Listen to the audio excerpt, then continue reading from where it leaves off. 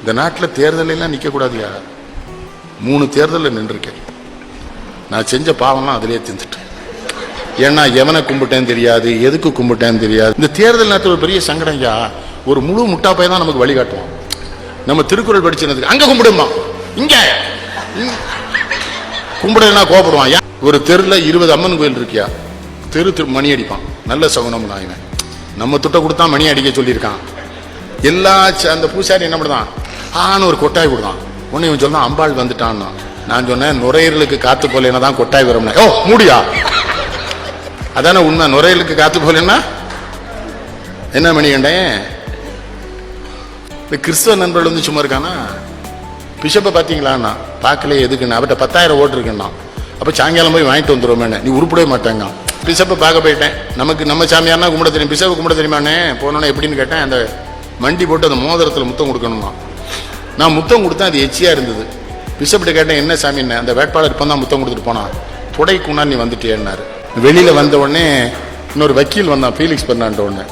Bishop பார்த்தீங்களா பார்த்தேன்னு. யோ அது ப்ராட்டஸ்டன்ட் பிஷப்பு. கேத்தலிக் பிஷப்பை பார்த்தேன்னா எனக்கு சந்தோஷம். ஓ நம்மள மாதிரி இவனையும் பெரியவர் இருக்கு போல இருக்கு. மனுஷனுக்கு எச்சி புத்தி. கேத்தலிக் பிஷப்கிட்ட போனால் அவர் பாவமன்னிப்பு கூண்டுக்குள்ள இருக்காரு. அங்கே போய் ஓட்டு கழுங்க. ஏல ஒரு பாவமன்னிப்பு கூண்டுல இருக்காரு. அண்ணாச்சி நேரம் இல்லை, இன்னும் 5 ஊருக்கு போகணும்ட்டான். நான் டக்குன்னு அதில் போய் மண்டி போட்டு சாமி நான் அந்த தொகுதியில் காங்கிரஸ் வேட்பாளராக போட்டிடுறேன். அவர் உடனே பரமண்டலத்தில் இருக்கிற பிதாவே, இந்த பாவி தேர்தல் என்கிற பாவக்களத்தில் காங்கிரஸ் கட்சி வேட்பாளராக நிற்கிற காரணத்தினால் இவனுடைய பாவத்தை ஏற்றி இவனை மன்னிப்பீராக. நான் என்ன பண்ண முடியும், ஆமென்னு என்று சொல்லுவேன்.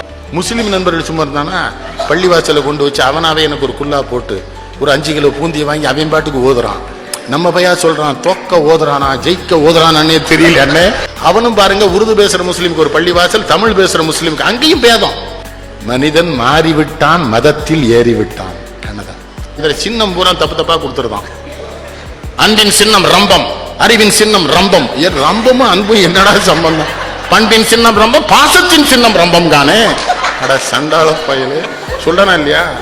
அதுல அன்னைக்கு வேலூர் கிட்ட ஒரு ஊர்ல கார்ல போயிட்டு இருக்காங்க. ஒருத்தன் சொல்றான், மறந்து விடாதீர்கள் 26ஆம் தேதி அதிகாலை எழுந்து குளித்து பொட்டிட்டு சாந்திட்டு புறப்பட்டு சென்று உங்கள் பொன்னான வாக்குகளை கிணத்திலேயே போடுமாறு கேட்டுக்கொள்கிறேன்.